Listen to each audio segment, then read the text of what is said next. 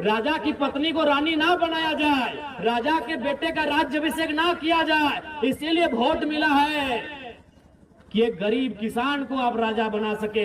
और आप फिर अगर उस वोट का इस्तेमाल उसी राजा परिवार को बनाने में करेंगे तो 1950 में जो हमारी स्थिति थी और आज 2025 में जो हमारी स्थिति है, क्या अंतर रहा?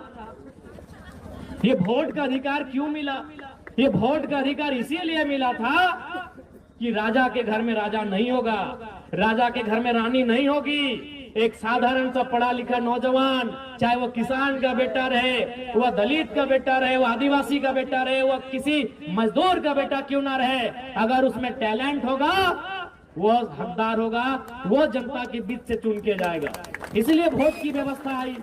लेकिन हम और आप तो फिर उस व्यवस्था को दरकिनार कर रहे हैं।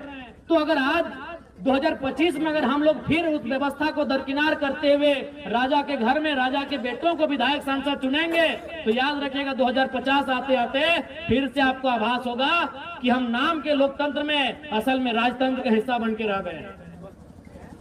आपको उस समय फिर एहसास होगा कि अंग्रेज चले गए हैं, लेकिन उनकी ईस्ट इंडिया कंपनी आज HCL कंपनी का रूप धारण कर चुकी है। आज टाटा टिस्को टेल्को के रूप में काम कर रही है, क्योंकि आपने फिर से वही परिपाटी को दोहराया, आपने फिर से वही पैटर्न को दोहराया कि राजा के घर में ही जो होगा देखा जाएगा।